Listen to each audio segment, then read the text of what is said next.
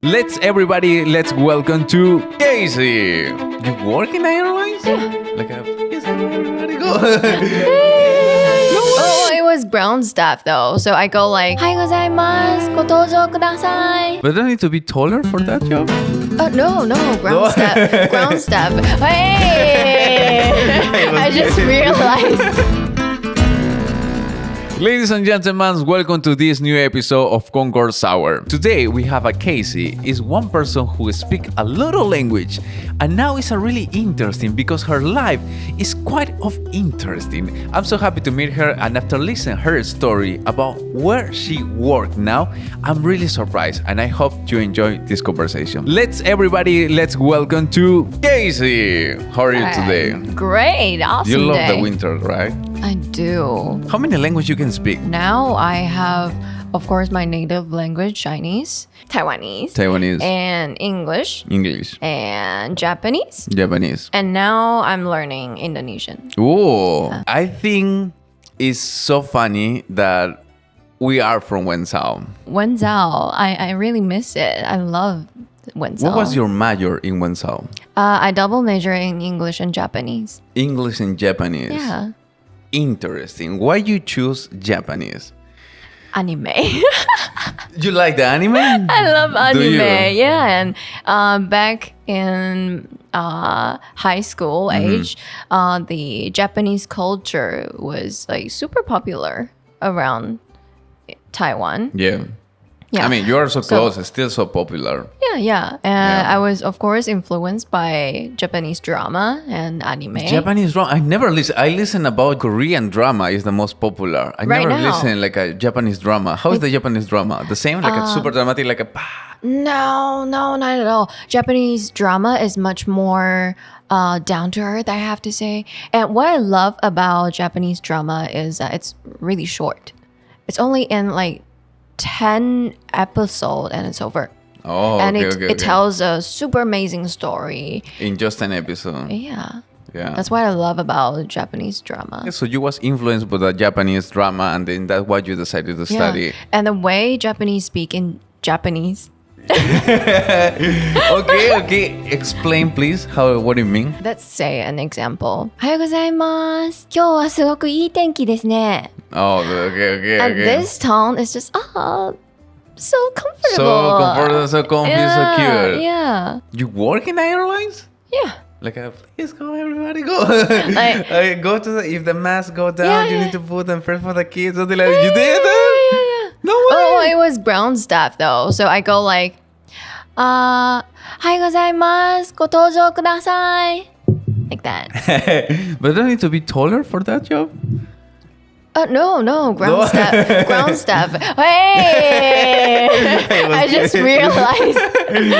I have to say, you asked me, do I consider myself an influencer? Yes.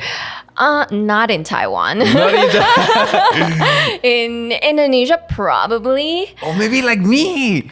Because I don't consider like a master influencer in Peru.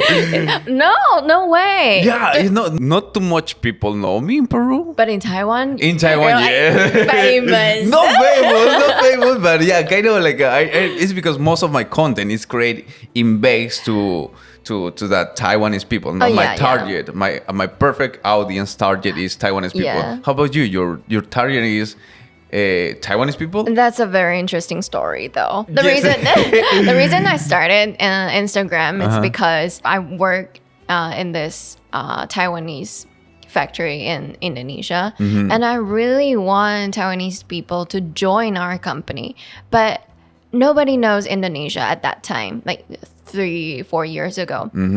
And everybody is scared, like, Indonesia, isn't that forest? You work in the forest?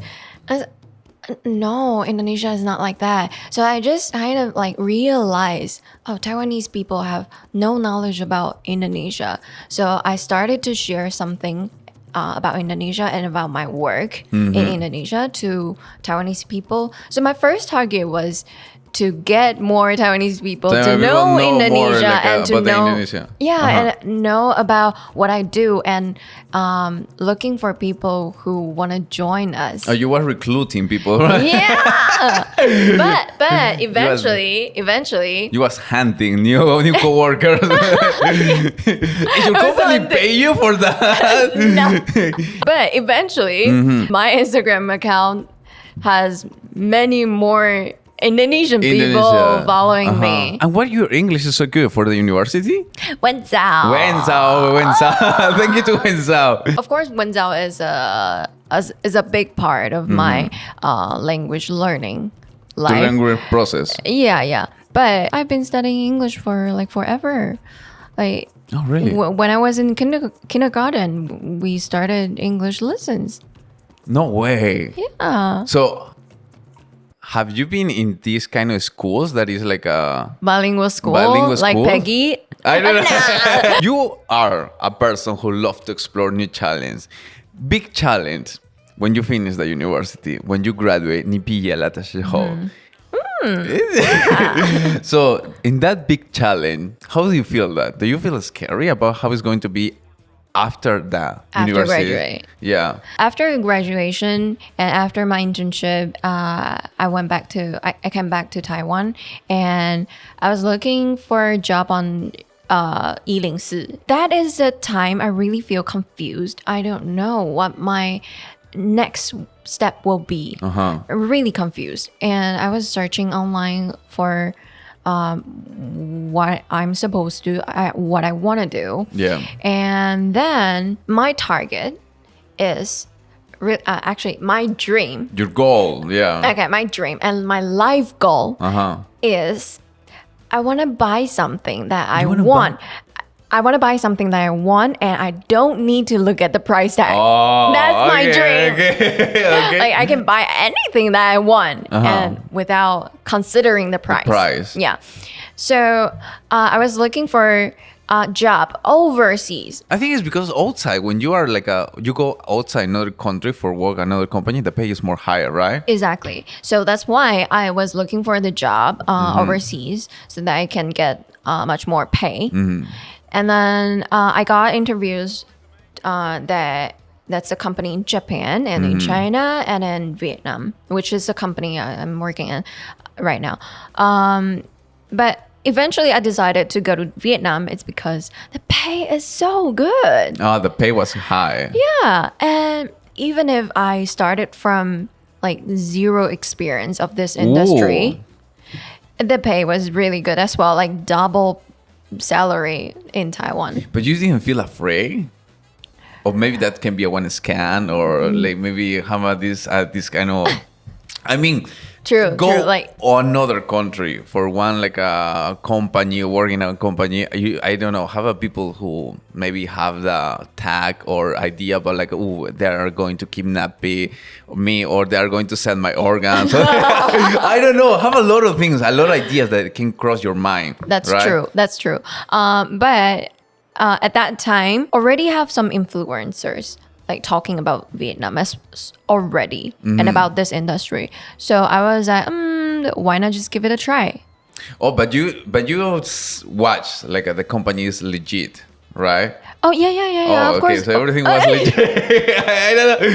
Maybe you've seen the paper. You've seen the paper. Like, okay, go to Vietnam, job, like a good pay. Okay, let's go. Silly Taiwanese girl. Yeah, we need a white. We need a really sexy Taiwanese girl. And then, the pay is so high. So you was like a legit. It's legit. Yeah. Where do you find the information of that company? Oh, that's on 104. Okay. Job hunting website. When I was looking for the job, of course, the pay was very important. And one more consideration is I really want to use my language to work. Like, okay. no matter it's English or Japanese, I really want to use my language ability to contribute so in that to my job. Which language you use? Japanese. Japanese? Yeah, I use Japanese. Why you use Japanese in Vietnam? Good point. my client are Japanese, so that's why. So what is your job? What is that company? What is that? Actually, I work in a shoe manufacturing company. Yeah, and A Japanese manufacturing company in Vietnam? our client is a Japanese brand. Oh, Yeah. your client. Yeah. You're like the person who get the product is Yeah. Japanese. Okay. So we are actually, it's a OEM factory. Oh, okay. Yeah. So we, this company is from Taiwan, and then we open our own, we open factory in Vietnam and in Indonesia as well. So I was in Vietnam being a quality manager because I'm the one who need to negotiate with our Clients. Japanese clients. So I need to speak and write an email in Japanese. Wow. Yeah. Oh, so basically that was your perfect job. Yeah. It's a perfect so job. I can use Japanese. Your skills. My skills. And I can also live in a new world and try new things in a different country and then get a good pay. So how was your life how was your life in that moment? Like you pay your own rent? To be honest, I'm like a super princess. I don't understand. What do you mean princess? Our company pays for almost everything. You for pay us. all. So, Our company pays for so everything. you have a for really us. good pay for your job. Your And salary is good. Yeah. And then your company pay for your life there? What do you mean exactly? What the company pay? We live in a dormitory. You live in the so They build, pay they that. build the dormitory for Uh-huh. us, and then we eat there. We have our own cafeteria, so I don't need to cook either. Yeah. And then You don't need to clean. No. Yeah. Okay. And we have a laundry lady, cleaning yeah, lady okay, for okay. us, and to clean our room. And I don't even have to make my bed. Yeah, okay. Sound like a perfect job for somebody. Yeah. Okay. And for transportation, Uh-huh. I don't even need to drive. You don't need- I got my driver's license before graduation. Uh-huh. But I never Now- used it. No, I can't drive anymore. You can't. I can't drive anymore. Because you have your own driver. Yes, and I already forgot how to drive. Wow. So basically you get a good pay for your salary, for your job. And then the company, because you moved to Vietnam to work in this factory, they pay everything. Yeah, and in Vietnam, in Indonesia, all the same. So how is your time? Can you go out? You hang Yeah. out with your friends? We can have parties in dormitory. You have a party. Okay. So Get let me, how drunk in is the your dormitory. life? I have to say, meeting new friends, of course, that's possible. We can work is work, and weekday is weekday. We still have weekends, so we can meet new friends outside of the factory. Of course, we still can do that. But living in a dormitory, it's a group of people living in together, and we see each other every day. And you don't get tired? At work and off work. Oh my God. Yeah. But of course we have our own room. But every time I go out of my room and go to cafeteria, I see the same people all the time. How many years you already are in that company? 5 years. 5 years Yeah, 2 watching years the in same Vietnam. person? No, different people. 2 years in Vietnam and 3 years in Indonesia. Saying So- 3 years watching the same person? Yeah. Basically, you are a family. Exactly. Yeah, but what is the rules that you need to follow in that kind of dormitory? You can tell me just 3 rules that you think like is the most, like I keep order in the whole build. The rule is you don't bring outsiders into the dormitory. Okay, you don't bring outside. Yeah, even if you make boyfriends outside of the Do factory. you have a boyfriend? Oh yeah, I do. Work in the factory? Is the same? Yeah. We live in the same dormitory. We live in the same. You can bring from the outside, but if it's inside, everything is alright. It's okay. Really? It's our own little world. Okay. So you don't bring outsiders. It just come to my mind. I think many persons are asked this, like, is okay to body relationship in the dormitory, or don't have that rule? It's like they are boy that, or they is clarify like because you can fabric one baby there. Yeah, it's true. Fabric for shoes and fabric for babies there. Yeah, that's one of the regulations as well. Like boys and girls, we if you're not married, you cannot live together. That's of course. You can't live together. We can't live. You together. can't live or sleep together. That's another thing. Okay, this is the great part of the rule. We can't say like this is a one taboo, like we don't know. Even in the Olympic games, in the build, like they give condoms for everybody for don't create one messy things, right?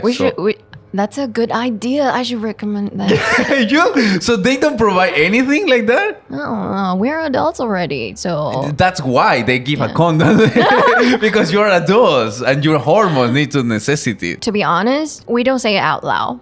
And the company don't say it out loud. It's like, you're all adults. You know what you should do and what you shouldn't. Just try to don't make too much noisy. That's all. Let the people sleep in peace. Yeah. As I said, we all live together all the time. Yeah. So rumors comes out. Oh, yeah. Right? Because if you finish your relationship with your... it's going to create one rumor. It's like it's basically you are in the school.